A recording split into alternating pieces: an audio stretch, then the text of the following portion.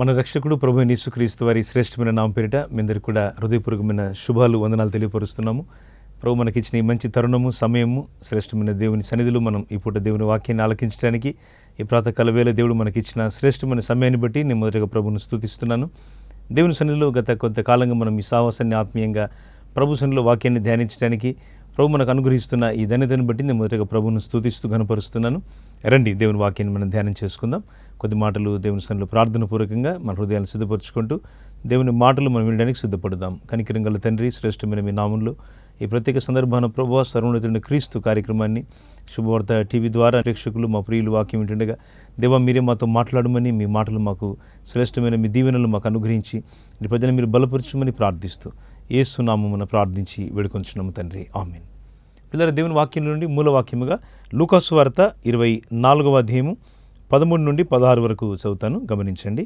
ఇదిగో ఆ దినమందే వారిలో ఇద్దరు యెరూషలేమునకు ఆమడ దూరమునున్న ఎమ్మాయ అనే ఒక గ్రామమునకు వెళ్ళుచు జరిగిన ఈ సంగతులన్నింటిని గూర్చి ఒకరితో ఒకరు సంభాషించుండిరి. వారు సంభాషించుచు ఆలోచించుకొనుచుండగా యేసు తానే దగ్గరకు వచ్చి వారితో కూడా నడిచెను. అయితే వారాయనను గుర్తుపట్టలేకుండా వారి కన్నులు మూయబడెను. ఆమేన్. ప్రభునందు ప్రియులారా, యేసుక్రీస్తు ప్రభువారి యొక్క పునరుత్థాన సంభవాల గురించి వింటున్నాము. యేసుక్రీస్తు ప్రత్యక్షత అనే అంశం మీద మీతో మాట్లాడుతున్నాను. యేసుక్రీస్తు ప్రభు ప్రత్యక్షమవుతూ వచ్చారు. అనాదిగా ఆయన సర్వలోక పాప పరిహారార్థమై ఒక గొర్రెపిల్లగా ఈ లోకానికి, సర్వలోకం యొక్క పాపాన్ని మోసుకుని పోయేటువంటి దేవుని కుమారుడుగా ఆయన దేవుని గొర్రెపిల్లగా ఈ లోకానికి వస్తానన్నాడు. ఆ విధంగానే యేసుప్రభు వారి లోకానికి వచ్చినారు. యేసుప్రభు వారి యొక్క శ్రేష్టమైన బలియాగము, వింతైన బలియాగాన్ని జ్ఞాపకం చేసుకున్నప్పుడు ఎంతగానో మన హృదయాలు ప్రభువును స్తుతించకుండా ఉండలేవు. ఎందుకనగా అనేక సంవత్సరాలుగా కాదు కానీ యుగాలుగా ప్రభు మానవ జాతి పట్ల, అంటే నా పట్ల, మీ పట్ల, సర్వ మానవాళి పట్ల ప్రభుని దేవుడు తన గొప్ప ప్రేమను వ్యక్తపరుస్తున్నారు. అందుకే ఈ ప్రేమ చాలా శ్రేష్టమైనది ప్రియులారా. ఈ ప్రేమ లోకములు మన వేటితో కూడా పోల్చలేనటువంటి ప్రేమ, ఒక అత్యున్నతమైనటువంటి ప్రేమ. దేవుడే మానవ రూపాన్ని ధరించి మానవుడిగా దిగివచ్చినటువంటి అత్యున్నతమైన ప్రేమ. ఈ ప్రేమను బట్టి మనం ప్రభువును స్తుతిస్తూ ఘనపరుస్తూ ఉన్నాం. ఎందుకనగా ఆయన పునరుత్థానుడై ఉన్నాడు. కేవలం ఈ లోకానికి వచ్చి శిలువ మీద చనిపోయి ఆయన అందరిలాగానే చనిపోయి సమాధిలో ఉంచబడి ఉంటే ఇంత వివరంగా మనం మాట్లాడాల్సిన అవసరం రాదేమో. కానీ మన ప్రభు పునరుత్థానుడై ఉన్నాడు. ఆయన శ్రేష్టమైన పునరుత్థానాన్ని మనకి ఇవ్వడానికి ఈ లోకానికి వచ్చినాడు. ఆయన పునరుత్థాన బలం ఎంత గొప్పదో ప్రభు తన శిష్యులకు తెలియపరచాలనుకున్నారు. ఎందుకో ఆ సమయంలో ప్రభు యొక్క పునరుత్థానం తర్వాత కూడా శిష్యుల్లో స్థిమితమైన మనసు లేకుండా పోయింది. 11 అపోస్తలులుగా ప్రభు చేత పిలువబడినటువంటి అపోస్తలులు ప్రభు అప్పగించినటువంటి బాధ్యతల్లో, సౌవార్థికమైన పరిచర్యలో, యేసు ప్రభువును గూర్చిన సాక్ష్యం విషయంలో ఎందుకో కొంత భయంగా ఉన్నట్టుగా కనబడుతూ ఉంటుంది. యూదుల వలన కలిగిన భయం అనే వాక్యం రాయబడినప్పటికీ కూడా వారికి ఎంతగానో నిర్లిప్తత, నిరాసక్తత వారిలో కనబడుతూ ఉంది. ఈ రోజుల్లో కూడా సంఘాలు అదే పరిస్థితి చూస్తున్నాం. 2020 సంవత్సరాల తర్వాత కూడా దేవుని రాజ్య సువార్త విషయంలో చాలాసార్లు చాలా విధాలుగా సంఘాలలో దేవుని యొక్క వాక్య ప్రకటన విషయంలో, దేవుని యొక్క మందిర సేవా కార్యక్రమాల విషయంలో చాలామందిలో నిర్లిప్తమైన ధోరణి కనబడుతూ ఉంటుంది. దీనికి కారణం ఏంటంటే సాతాను అనేకులను సోమరిపోతులుగా చేస్తూ ఉన్నాడు. ఈ సోమరితనం ఎలాంటిదంటే ఆత్మ సంబంధమైన సోమరితనం కూడాను. కొన్నిసార్లు ఆత్మీయతలో దేవుని వాక్యం వింటూ కూడా చాలాసార్లు మనలో అనేకులము మరి బలహీనులుగా ఉండట సాతాను చేసే కార్యమే. అందుకే దేవుని వాక్యం ఉదయకాలం హెచ్చరిక చేస్తున్న మాట ఏమిటనగా, ప్రభు కొరకు మనము లెమ్ము తేజరిల్లుమని దేవుని వాక్యం మనం హెచ్చరిక చేస్తుండగా ప్రభు కొరకు మీరు ప్రకాశించేవారు ఉండాలని దేవుడు కోరుతున్నాడు. అందుకే విశ్వాసం అనేది చాలా శ్రేష్టమైంది. ఇది ప్రతి వ్యక్తిలో కూడా ఉండాలి. రక్షణ అనుభవం తర్వాత విశ్వాసం లేకుండా ఉంటే అది సాధ్యమైన విశ్వాస జీవితం అనేది కాదనమాట. అందుకే బైబిల్ అంటుంది, విశ్వాసమున కర్తయు దాన్ని కొనసాగించేవాడునైనా యేసు వైపు చూచుచు అంటున్నాడు. యేసు ప్రభు వారి వైపు చూస్తుంటే ఈ విశ్వాసం అనేది బలపడుతూ ఉంటుంది. ఆయనలో మనం విశ్వాస సంబంధులుగా విశ్వాసమును బట్టి నడుస్తుండగా యేసుక్రీస్తు వలన కలిగిన ఈ విశ్వాసము మనం రోజు ఆత్మ సంబంధంగా బలమైనటువంటి విశ్వాస యోధులుగా తయారు చేస్తుంది. అందుకే విశ్వాసం లేకుండా దేవునికి ఇష్టడై ఉండుట అసాధ్యమని వాక్యం చెప్తా ఉంది. విశ్వాసం కలిగి ఉండాలి ప్రియులారా. ప్రార్థన వలన విశ్వాసాన్ని దేవుడు మనలో మరి విస్తారంగా కలిగించాలని కోరుతున్నాడు. వినుట వలన విశ్వాసం కలుగునని వాక్యం చెప్తా ఉంది. చాలాసార్లు ఈ రోజుల్లో విశ్వాసం అనేది పని చేయకుండా సాతాను అనేకుల్లో వాక్యం వినకుండా చేస్తున్నాడు. మందిరాల్లో చాలామంది, కొంతమంది ఈ రోజుల్లో వాక్య ప్రకటన సమయాన్ని తర్వాత రావడం కానీ, దేవుని వాక్యం మధ్యలో వెళ్ళిపోవడం కానీ, దేవుని ఇంట్లో ఉండాల్సిన ఆ స్థిమితంగా 3 గంటలు, 6 గంటలు, 3 గంటలన్నరను, లేక గంటన్నర సమయము, లేక అరగంటను ప్రార్థన సమయం, ఆరాధన సమయం ఉంటున్నప్పుడు మందిరంలో పూర్తి సమయాన్ని ఉండకుండా సాతాను అనేకులను మరి లోకస్తులుగా భయాక్రాంతులుగా వాడు చేస్తున్నాడు. చాలామందిలో ఆత్మీయత నెమ్మదిగా బలపడకపోవడానికి కారణము విశ్వాసములు క్షీణించడమని చెప్పాలి. అందుకే విశ్వాసం అనేది క్షీణించిన శిష్యులను చూసి ప్రభు చాలా దుఃఖపడుతున్నాడు. ఆయన పునరుత్థానం తర్వాత శిష్యులందరూ కూడా పేతురు కడమ అపోస్తలులు కనబడాలి. కానీ అక్కడ ప్రభు 7 దయ్యాలు వెలుగొట్టిన మగ్దలేని మరియా, యోహన్న, సూసన్న, ఈ పరిశుద్ధ స్త్రీలు అనేకులు అక్కడికి వచ్చి ప్రభు యొక్క సుందరమైనటువంటి పునరుత్థాన అనుభవాన్ని వారు చాలా సాక్షార్థంగా, చాలా చక్కగా, చాలా సంతోషముతో, ఆనందంతో, గొప్ప మేళ్లతో వారు దేవుని సన్నిధిలో ప్రభువును స్తుతిస్తూ వారు పునరుత్థానాన్ని వేడుక చేస్తున్నారు. కేవలం ఈస్టర్ రోజే కాదండి, ప్రతిరోజు మనం పునరుత్థానాన్ని వేడుక చేయాలి. సాక్ష్యం ద్వారా, ప్రార్థన ద్వారా, దేవుని సన్నిధిలో మన యొక్క ఆరాధన ద్వారా, దేవుని ఇంట్లో మనం పరిచర్య చేయటం ద్వారా, ఇలాంటి సౌవార్థికమైన పరిచర్యను బలపరచడం ద్వారా ప్రభు కార్యాభివృద్ధి యందు ఎల్లప్పుడూ ఆసక్తులై ఉండడి. ఆది సంఘం ముందు ఏ రకమైనటువంటి లోకంలోని ఆశలు పనిచేయకుండా దేవుడు వారిని సంఘములో ఆసక్తి పరులుగా చేసినాడు. వారికి దేవుని మందిరం పట్ల గొప్ప ఆసక్తి ఉందండి. ఆ ఆసక్తి వారిని ఎంతగానో బలపరుస్తూ ఉంది. అందుకే పాతాళలో ఒక ద్వారములు ఆది సంఘం ముందు నిలవలేకపోయినాయి. కారణం ఏమిటంటే ప్రభు వారిని ఆ విధంగా నడిపిస్తూ వచ్చినాడు. చాలా చాలా కఠినమైన పరిస్థితుల మధ్య, శ్రమానుభవాల మధ్య ఆది సంఘాన్ని దేవుడు ఆ రకమైనటువంటి పరీక్ష గల పరిస్థితులలో దేవుడు నడిపిస్తూ వచ్చినాడు.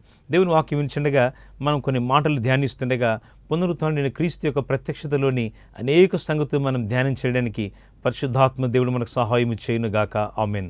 పిల్లల లేఖన భాగాన్ని చూస్తున్నాము. యేసు ప్రభువు యొక్క పునరుత్థానం తర్వాత యెరూషలేమునకు వెళ్తున్నటువంటి 2 అజ్ఞాతమైన శిష్యులు, వారిలో ఒక ఆయన పేరు రాయబడింది క్లెయోపా అనే మాట కర్తము ప్రకాశము. ఈ వ్యక్తి చాలా ప్రకాశమానంగా దేవుని సంగతుల గురించి ఆలోచన చేస్తూ ఉన్నాడు. ఈ వ్యక్తితో పాటు మరొక వ్యక్తి కూడా ఉన్నారు. ఈ 2 సాధారణ శిష్యులు.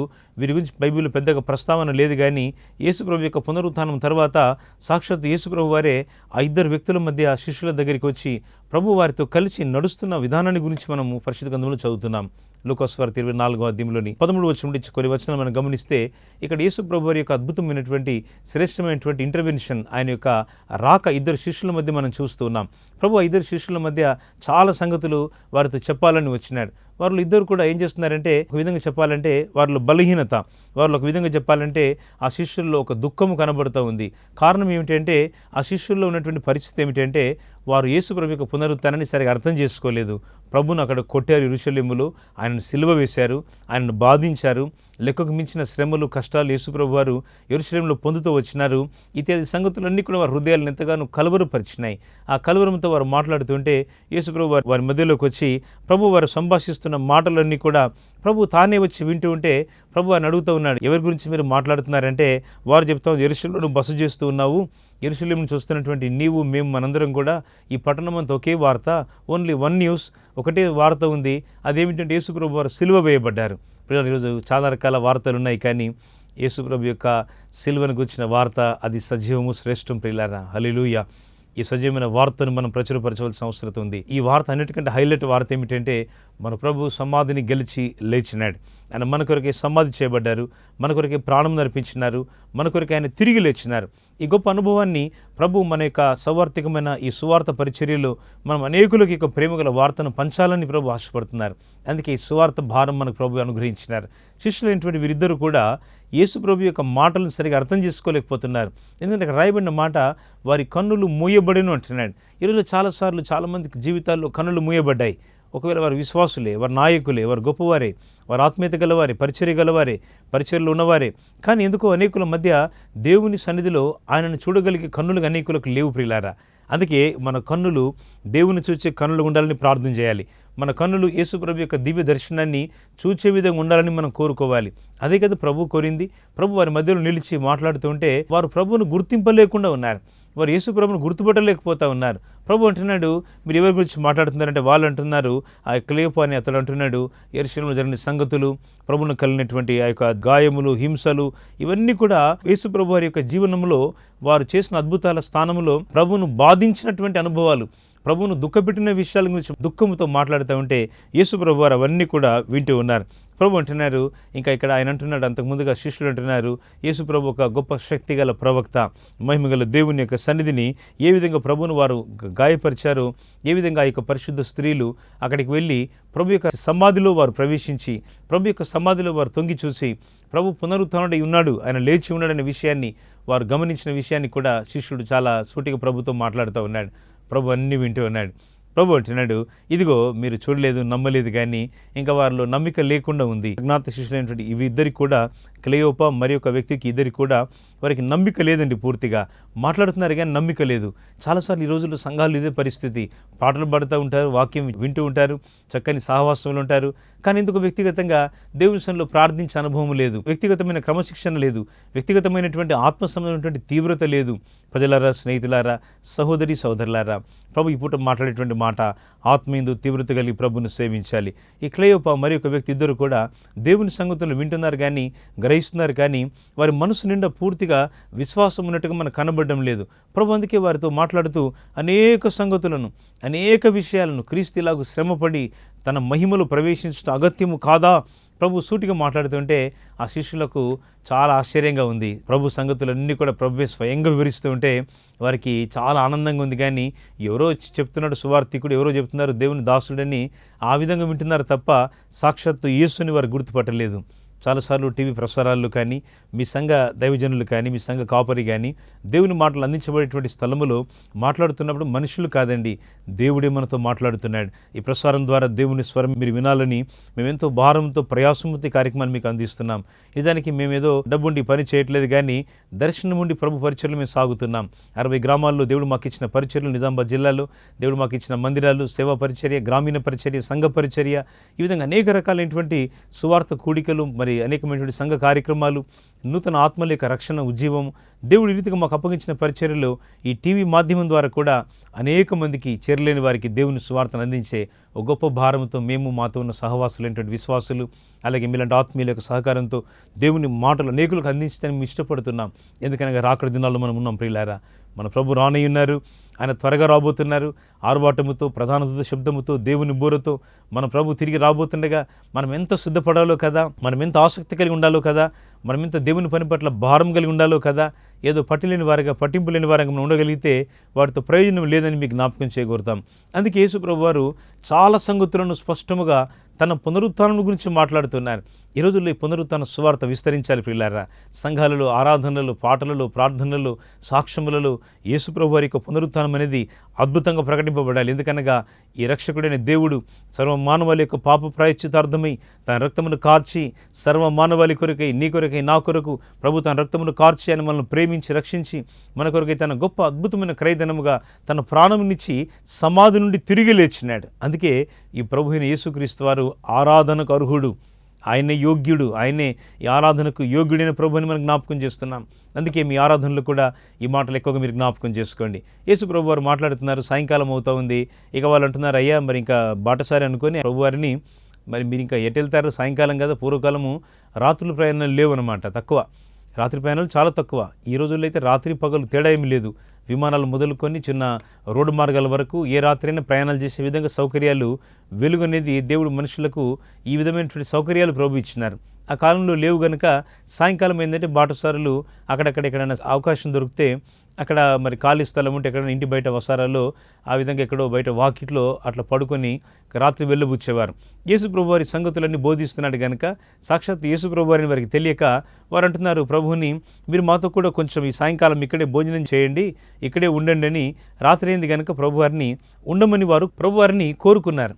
అందుకే ప్రభువారు అక్కడ ఆ రాత్రి విశ్రాంతి తీసుకోవడానికి ముందుగా ప్రభు వారితో పాటు భోజనానికి వారు ఆహ్వానిస్తే ప్రభు ఒక రొట్టె తీసుకొని దాన్ని విరిచి శిష్యులకు ఇస్తూ ఉన్నాడు. అంటే ఇద్దరు ఈ కొత్త వ్యక్తులు కదండి, వీరికి ఇస్తూ ఉన్నాడు. వీరు ఆ విరవబడుతున్న రొట్టె చూడగానే వారి ఆ రొట్టె వెలుగులో యేసు ప్రభువును చూస్తున్నారు. ఎంత అద్భుతమైన అనుభవం కదా ప్రియులారా. యేసు ప్రభు వారిని సాక్షాత్తు ఆయన రొట్టె విరిచినప్పుడు యేసు ప్రభు వారిని చూచి అనుభవం ప్రభు వారికి ఇచ్చినారు. చాలా సంతోషకరమైన అనుభవం ఇది. యేసు ప్రభు వారిని కనులారా చూస్తూ ఉన్నారు. రొట్టె అనగా యేసుప్రభు వారి యొక్క మరణము, భూస్థాపన, పునరుత్థానముల గురించినటువంటి సువార్త.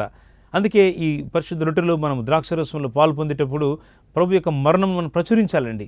ఆయన పునరుత్థానాన్ని మనం వేడుక చేసుకోవాలి, జ్ఞాపకం చేసుకోవాలి.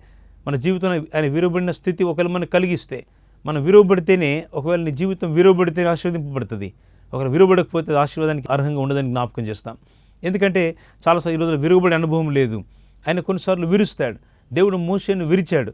మోషే జీవితం 40 సంవత్సరాల కాలం సౌఖ్యవంతమైనటువంటి ఆ గొప్ప ఐగుప్తు రాజప్రసాదాల్లో జరుగుతూ వచ్చింది. మోషేకి ఏం తక్కువండి? ఆ యువరాణి యొక్క పెంపుడు కుమారుడు, ఐగుప్తు దేశము ప్రపంచాన్ని శాసించిన ప్రపంచ రాజ్యాల్లో ఒకటని మరి ప్రపంచ చరిత్ర కూడా చెప్తా ఉంది. ఇలాంటి మోషే 40 సంవత్సరాలు సౌఖ్యంగా ఉన్నాడు. 40 సంవత్సరాల వయ పరిమాణం దాటక ముందే ఆయన చేస్తున్న పని ఏంటంటే ఆయనలోని విరవబడిన స్థితి ఒక ఐగుప్తుని చంపి ఇసుకలో పాతిపెట్టినాడు. అదే ఆయనకున్న పరిస్థితి. ఆయనలోని కోపము, ఆవేశము, ద్వేషం ఆ విధంగా ఉంది. సహించలేని స్థితి. చాలాసార్లు ఈ రోజుల్లో విరవబడిన పరిస్థితులు అలాగే ఉంటాయి. ఏది విరవబడలేదో అక్కడ దేవుని కార్యాలు ఉండవండి. ఎప్పుడైతే విరవబడే అనుభవం ఉంటుందో అక్కడ దేవుని కార్యాలు ఉంటాయి. ఇప్పుడు ఈ మోషే పరిగెత్తుకొని 40 సంవత్సరాల కాలం అక్కడ ఆ యొక్క అరణ్యములో ఆ యొక్క భయంకరమైన ఎడారిలో నివాసం ఉంటూ వచ్చినాడు. దేవుడు విరవడం మొదలుపెట్టినాడు. 40 ఇయర్స్, లాంగ్ ఇయర్స్, 40 సంవత్సరాలు. అప్పటికి మోషే వయసు 80 సంవత్సరాల వయసు కదా. మరి ప్రభు పిలిచే నాటికి పరిచర్యకి ఇన్ని సంవత్సరాల వయసులో మోషే విరవబడడం ప్రభు చేత ఆయన నలుగొట్టబడమని మనం చూస్తూ ఉన్నాం. దేవుడు మోషేను విరుస్తూ ఉన్నాడు రకరకాల పరిస్థితుల ద్వారా.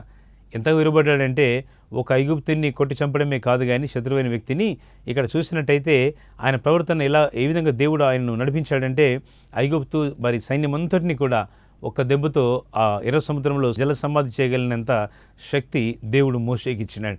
మోషే కర్రకి ఇచ్చినాడు. కారణము విరవబడుట. ఎక్కడ విరవబడుతుందో అక్కడ దేవుని కార్యాలు ఉంటాయి స్నేహితులారా. ఎక్కడ విరవబడడం లేదో అక్కడ దేవుని కార్యాలు లేవు. ఈరోజు చాలా చోట్ల దేవుని కార్యాలు ఎందుకు లేవు? ఎందుకు సంఘాల్లో నిస్తేజంగా, ఎందుకు కుటుంబాల్లో ఆత్మసంబంధం ప్రగతి లేదు, ఎందుకు అన్నిటి ప్రార్థన లేదు, విరవబడి అనుభవం లేదు? ప్రియులారా, విరవబడాలి. ప్రభు విరిస్తే ఆ రొట్టెలు ఆ 1000 మందికి ఉపయోగకరంగా, తృప్తికరంగా ఉన్నాయి. 12 గంపలు ఎత్తగలిగినంత సమృద్ధి ఎప్పుడు కలిగింది? అది విరిచినప్పుడే కదా కలిగింది. రొట్టె విరవబడుట మేలు కొరకే. విరవబడకుండా మన జీవితాల ఆత్మీయతను పొందలేవు. చాలా చోట్ల విరవబడే అనుభవాన్ని మనం మర్చిపోతూ ఉంటాం. దేవుడు విరిస్తే నాన్నే విరవాలా, నాకే శ్రమలా, నాకే కన్నీళ్ళ, నాకే ఈ యొక్క అనారోగ్యమా, నాకే అస్వస్థతన, నాకే ఇంట్లో అసమాధానమా, నాకే సంఘముల అసమాధానమా. చాలాసార్లు చాలా పరిస్థితులు మనల్ని కృంగదీస్తూ బలహీనపరుస్తూ వస్తాయి. ఈ ప్రత్యేక దినాన, ఈ ప్రత్యేక సమయాన దేవుని దాసునిగా మీకు మనవి చేస్తున్నాను. ఒకవేళ మీరు విరవబడుతుంటే దేవుని స్తుతించండి. యోబు విరవబడ్డాడు, దేవుని స్తుతిస్తున్నాడు. సాధారణంగా విరవబడలేదండి. యోబు జీవితం భయంకరంగా విరవబడింది. ఆయన జీవితంలో శ్రమలు, కన్నీళ్లు అంతులేనివిగా ఉన్నాయి. అయితే అంతులేని కృప యోబును బలపరుస్తూ వచ్చింది. దేవుని సాక్షార్థమైన జీవితాన్ని యోబు జీవితం ద్వారా దేవుడు వేడుక చేసేంతగా పరలోకములో దేవుడు గట్టిగా మెచ్చుకొని చెప్పగలిగినంత గొప్ప జీవితాన్ని యోబు చేసినాడు. యోబుకు, నీకు, నాకు, మనకందరికి ఒకే జీవితం. ఒకేసారి లోకానికి వచ్చినాం, ఒకేసారి కాలాన్ని ముగిస్తాం. అంటే ఒకేసారి మన జీవితం ముగించబడుతుంది. కానీ మనం ప్రభువుని చేరినప్పుడు, ఆయన సన్నిధిలో మనం చేరినప్పుడు ఎలా ఉంది మన విశ్వాస ప్రగతి? ప్రభు మనం పరీక్షించినప్పుడు ఏమని చెప్పగలం మనం? అందుకే ఈ విశ్వాస నావలో, యాత్రలో మోషేవలె విరవబడుతుంటే దేవుని స్తుతించండి. పరిస్థితులు విరుస్తున్నాయా? కష్టాలు, బాధలు, కన్నీళ్లు, ఆర్థిక అవసరతలు, వేదనలు, శోధనలు, కన్నీళ్లు, కుటుంబంలో అసమాధానం, పరిస్థితులలో అసమాధానం, పనుల్లో, వ్యాపారాల్లో, కుటుంబాల్లో, సంఘములో, సేవలో ఏ పరిస్థితులు విరవబడుతున్నావో ప్రభువును స్తుతించు. ఆయన విరుచుట నీ క్షమాభివృద్ధి కొరకే ప్రియులారా. ఆయన విరుస్తున్నాడా? నీ క్షమాభివృద్ధి ఉంది. అనవసరమైన మాటలు అనేకులు నిందల మీద వేస్తున్నారా? నీ గొప్ప విడుదల ఉంది. నువ్వు అనేకులకు ఆశీర్వాదకరంగా ఉండబోతున్నావు. అందుకే నీకు ఈ శ్రమలు వస్తున్నాయి. వాటి బట్టి కృంగిపోవద్దు. యేసు ప్రభు వారు ఆ రొట్టెను విరిచిన తర్వాత వాటిని వారికి ఇవ్వగానే, ఈ అజ్ఞాత శిష్యులైనటువంటి క్లెయోపా మరియు శిష్యునికి సహోదరునికి ఇవ్వగానే వారు ఆహారాన్ని తిని వారు ప్రభు విరిచిన క్షణమే వారు యేసు ప్రభువును గమనిస్తున్నారు, స్తుతిస్తున్నారు. వారు ప్రభువును కనులారా చూస్తున్నారు.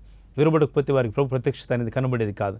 శ్రమలలో, బాధలలో, కన్నీళ్లలో వారెంత దుఃఖపడుతూ ప్రభు యొక్క శిలువ, మరణము, భూస్థాపన, పునరుత్థానం గురించి ఏది మాట్లాడుతూ వచ్చినారో వారికి ఎంతో ఆదరణ కలిగింది. ఎంత ఆదరణ అంటే అదే గడియలో, ఈవెన్ ద సేమ్ మూమెంట్, అదే గడియలో, అదే గంటల్లో వారు తిరిగి యెరూషలేము ప్రయాణం అయిపోయి అందరితో చెప్తున్నారు, ప్రభు యేసు మాకు కనబడ్డాడు. ఆయన మామూలు కనబడలేదండి. ప్రభు మా ముందు రొట్టె పట్టుకొని విరిచి మాతో పాటు నడిచాడు. ఆయన ఏ మాటలు చెప్పాడో ఆ మాటలన్నీ జ్ఞాపకం చేసుకున్న దేవుడు మన దేవుడు. ఆయన మనల్ని ఎన్నడూ విడువని దేవుడు, ఎడబాయని దేవుడు, మనకు తోడయున్న దేవుడు. ఎన్నడూ కూడా ఆయన మనల్ని విడిచిపెట్టే దేవుడు కాదు అనే విషయాన్ని ఈ అజ్ఞాతంగా శిష్యులైనటువంటి, సాధారణ శిష్యులైనటువంటి వీరు, క్లెయోపా మరియు మరొక శిష్యుడు యెరూషలేమునకు వెళ్ళి అందరికీ ప్రకటిస్తున్నారు. అందరికీ గొప్ప సమాధానాన్ని ప్రకటిస్తుంటే మళ్ళీ ప్రభు అక్కడికి వచ్చి అంటున్నాడు, మీకు సమాధానం కలుగునుగాక. మీరు ఎక్కడ ఉన్నా, భూమి మీద ఏ స్థలంలో ఉన్నా, ఆకాశంలో ఉన్నా, అంటే ఏదైనా ప్రయాణంలో ఉన్నా, లేక ఇంకేదో పనిలో ఉన్నా, ఇంకొక ప్రాంతంలో ఉన్నా, దైవ సన్నిధి మేము బలపరిచేది ఉంది. ఆయన మీకు ఎన్నడూ కూడా అపకారం, నష్టం, సాతాను తేజొచ్చినా ఆయన ఒప్పుకునే దేవుడు కాదు. ఆయన మనకు క్షేమమునిచ్చేవాడు, దయచూపు దేవుడు, మేలు చేయు దేవుడు, మన పక్షంగా ఆయన ఎల్లప్పుడూ ఉన్నవాడు, సమాధానకర్త అయిన దేవుడు, సమాధానం మనకిచ్చే దేవుడు. అందుకే ఆ రొట్టె విరుబొట్లను పరమార్థాన్ని గమనించండి. విరుబట్టులోని గొప్ప అద్భుతమైన సత్యాన్ని మనం చూస్తున్నాం. క్రీస్తు ప్రత్యక్షత శిష్యులు మొదటిసారిగా కనులార వారు చూస్తూ ఉన్నారు. ప్రభువును తమ కనులార చూస్తూ ఉన్నారు. వారికి ఎంతో ఆదరణ కలిగింది, వారికి ఎంతో నెమ్మది కలిగింది. మీ కష్టానుభవాల్లో, శ్రమలలో, ఒకవేళ మీ యొక్క నిందలలో, అవమానాల్లో, లేక మీ సంతోషంలో, మీ ఆనందములు, అన్ని సమయాల్లో ప్రభువును ఆనందంగా ఆరాధించడం విడిచిపెట్టకండి, మర్చిపోకండి. ఈ రక్షకుడైన దేవుడు మనం అది ఆరాధించబట్టకు, మనం అది ఆయన స్తుతింపబట్టకు యోగ్యుడై ఉన్నాడు.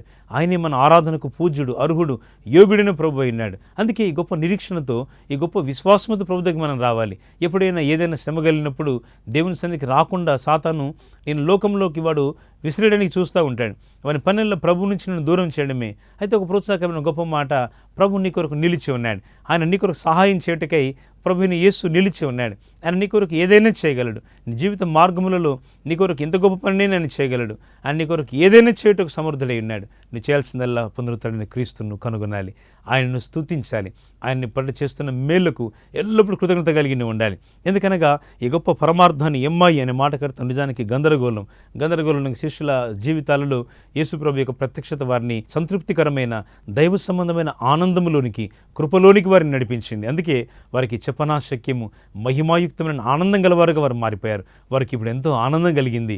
అదే రాత్రి అదే గడియలో యెరూషలేము వరకు వెళ్ళి శ్రేష్టమైన దేవుని యొక్క మాటలను కడమ అపోస్తలులకు చెప్పేవారుగా, ప్రభు మాకు కనబడ్డాడు, మాకు త్రోవులు అనేక విషయాలు మాట్లాడినాడు, మా గృహానికి వచ్చినాడు, మేము ఆహారాన్ని తినడానికి కూర్చున్నప్పుడు, భోజనానికి కూర్చున్నప్పుడు ప్రభువే స్వయంగా రొట్టె తీసుకొని ఆయనే విరిచి మాకు ఇచ్చినారు. ఆయన ప్రత్యక్షతను మేము చూస్తున్నాము. వ్యక్తిగతమైన అనుభవం ప్రియులారా, ఒకవేళ మీ తల్లిదండ్రులు విశ్వాసులు అయితే మీరు విశ్వాసులు ఉన్నారేమో, మంచి సంతోషం, కాదని కాదు. అయితే మీరు ఈరోజు చేయాల్సిన పని ఏంటంటే ప్రభు యొక్క ప్రత్యక్షతను మీరు అపేక్షించాలి. ఆయనతో నడవడంలోని ప్రేమ, ఆయనతో జీవించడంలోని ఆనందము, ఆయన రక్షణలోని మహాత్మ్యత మీరు ఎప్పుడైతే మీ జీవితంలో వాటిని కనుగొంటారో, వాటిని మీరు బట్టి ప్రభువును స్తుతిస్తారో, ప్రభుతో మీ బంధం బలపడుతూ ఉంటుంది. ఇది ఆత్మ సంబంధమైన బంధం ప్రియులారా, లోకంలో వస్తువాహనం వల్ల కలిగేటువంటి బంధం కాదు, కానీ యేసు క్రీస్తు ప్రభు వలన కలిగేటువంటి బంధం. ఈ బంధం మీలో ప్రారంభమైనప్పుడు మీరు ప్రభువును విడిచిపెట్టరు.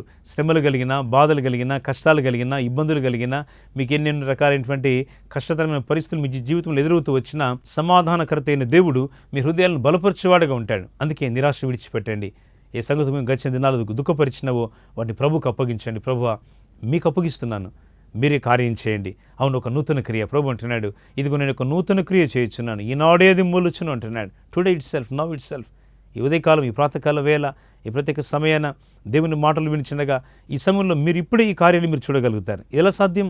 ఎంఐ మార్గంలో శిష్యులు ప్రభుని గురించి ఏం మాట్లాడుతున్నారు? వారి ఆలోచనలు వేరే ఆలోచనలు లేవు. వారి క్రైస్తవ క్రమశిక్షణలో, విశ్వాస సంబంధమైన యాత్రలు, ప్రభు తప్ప మన హృదయాల్లో వేరే ఆలోచనలు, వేరే లోకానుసారమైనటువంటి ఆశలు మనం లేకుండా జాగ్రత్త పడడం మంచిది ప్రియులారా. ఎందుకంటే లోక సంబంధమైనటువంటి ఈ సంగతి మనలో ఎప్పుడైతే బయలుదేరుతూ ఉంటాయో, ప్రవేశిస్తూ ఉంటాయో, మనం ఆయన సన్నిధిని సరిగా గుర్తించలేం.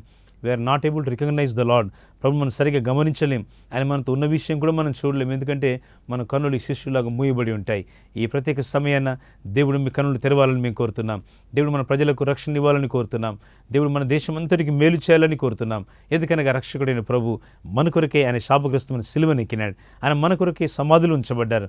3వ దినాన్ని తిరిగి లేచినారు. ఆయన తిరిగి లేచిన ప్రభు కనుక సర్వలోకం ఆయనకు నమస్కారం చేస్తూ ఉంది.